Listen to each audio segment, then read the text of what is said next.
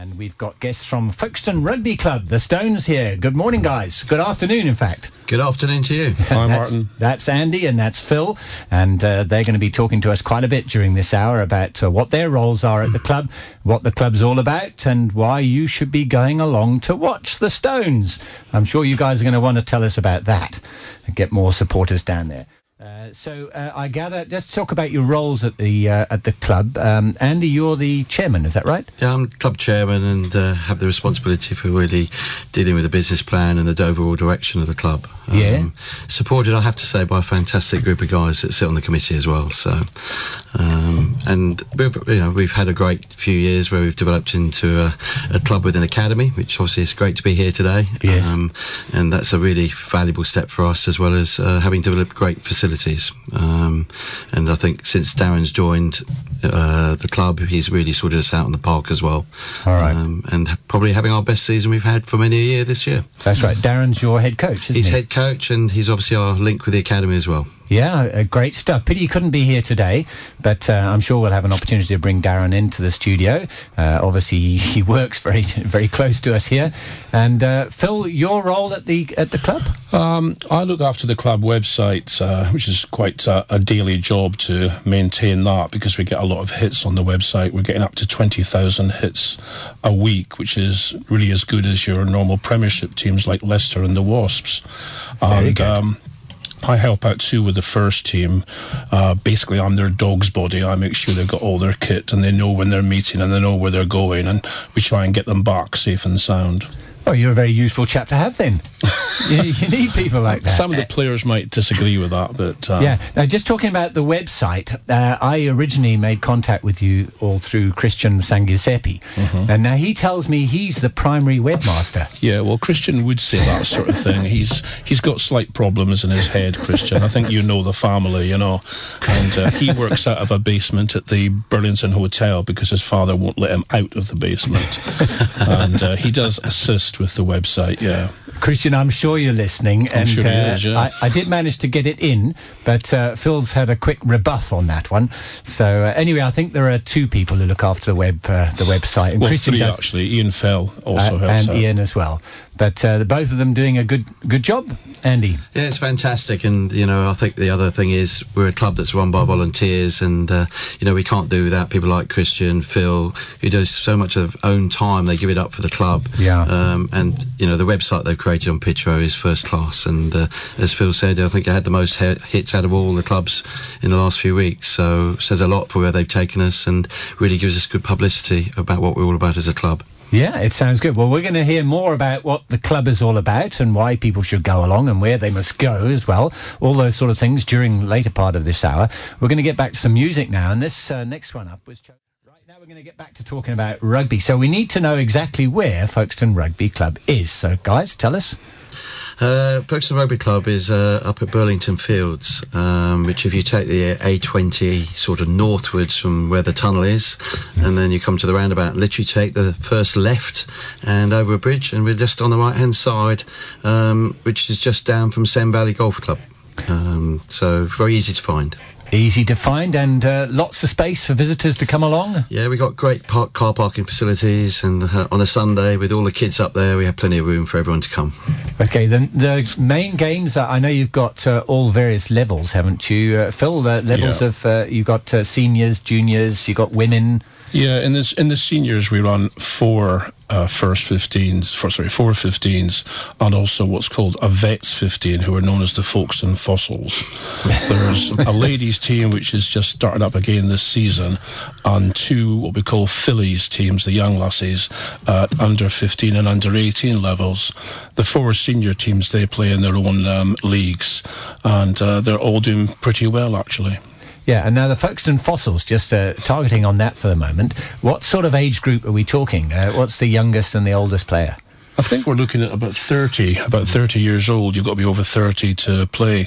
Although the French have slightly cheated, as you'd expect, because they're vets now. They allow the sons of the fathers to play in the same team. So whenever you play a French vets team, the old boys are usually having rings run round them by these young French laddies, And we have no age limit either. Oh, right. So, and do you have somebody who's in their 50s or 60s playing? Well, we had a laddie, Roy Grace, who finally retired last year, and I think Roy's about 65. He is, yeah. You know, he's only got but one tooth left in his mouth, but he still came out week in, week out for the boys, and he's a good lad, another good lad. Yeah, I found a problem when I came over here. You know, I've spent most of my life in South Africa. That's why I'm a sort of a lifelong Springbok supporter. But although I'm British born, but you can't get it out of you. It's like being a Scotsman, isn't it? Phil, you know, you can't help it. You just that's what you are. I'm a very proud Scot. I'm not one of those Scots, however, that will support any team that plays against England. I've got no time for that. Yeah. And when England won the World Cup in 2003, it was a strange experience for me because I was shouting at my television, supporting them, you know. So I've been down here, say, over 30 years, and I quite enjoy England, but I'm still a very proud Scotsman. I was born about 5 miles from Culloden Battlefield, and in my school days, Scottish history that was taught by the teachers was that if Scotland won the battle, we were glorious, and if England won, they cheated, basically. So the English, the French are doing the same with the Folkestone Fossils as well. Yeah. So, all right, now we just talk about, we said at the ground, plenty of room. Now, you play so your first team, they play on what day of the week? Play Saturdays. All the adult rugby's on Saturdays. Yeah. And then we have our juniors and minis on Sundays. And the season at the moment, so when is the season running through until? It goes through to the end, sort of mid-April. Yeah. All right, so another couple of months left of the season. Sure. And how are the Stones doing, the first team? Well, the first team currently are third in London 3 South East, which is quite a good standard of rugby. We're in with a chance of promotion, but we've got to keep on winning every game now. We can't lose any more games. Crowborough are currently top of that division, and they beat us at their place, so we're looking for revenge when we play them in March. And Medway are currently second. We beat them by 1 point in the first game of the season, but they seem to have raised their standards again, so it's a tough league for the boys, but we're playing better than ever, and I think this is the highest we've been for several years. And I put that down to Darren Malloy, our new coach, and his coaches, and what they're doing on the training ground. You know, they really are motivating the lads to train hard and play hard.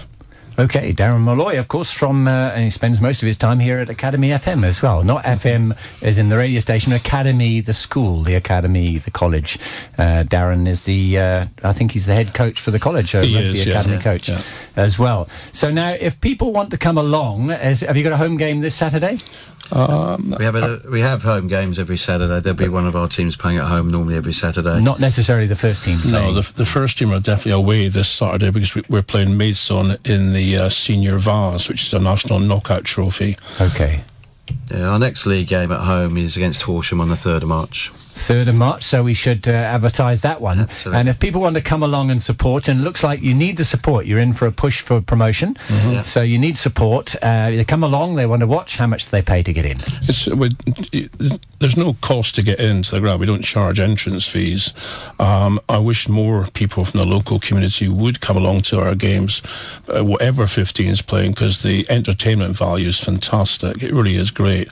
And the club is really nice now. It was completely refurbished a few years ago, and it's always a pleasure for us to come down into the club. And as I say, we could do with some more local support, because I can guarantee that the rugby you see is more entertaining than anything you'll see in television, because these boys out there, they're playing 100% for the club, both teams. Well, that sounds fantastic. So you go along, it's normal kick-off is what, 3 o'clock? It changes. December and January, it's 2:15 kickoffs. February and November are 2:30 kickoffs. And then March and the other months of the season, they're all 3 o'clock. Okay, so 3 o'clock kick-off on the 3rd of March. Yeah. That will be a home game against? Horsham. Who we beat earlier in the season. Right, and that is free entry? Absolutely, yeah. Just maybe you want to come and buy a drink at the bar, would be quite nice. Yeah, I was going to say, Andy, how do you make any money then if you don't charge people to come in? We actually, when we developed the clubhouse, we obviously rent the clubhouse out for social functions, external hire. We're lucky enough we have some good sponsors as well, and generally as a club our aim has always been to really self-fund ourselves through what we do, and the new facilities have made a huge difference, and we have a very successful bar great bar staff, and the function room itself is really attractive place to hire for weddings, parties, births, and it's very popularly used. So. Well, that sounds fantastic. I wouldn't have believed, actually, it's free to get in. So there's a good reason for me to come along on the 3rd. That's providing Folkestone Invicta are not at home on the 3rd. I'm a great Folkestone Invicta supporter, as well as being a rugby supporter. But let's see what we can do. We're going to get on with some music again now.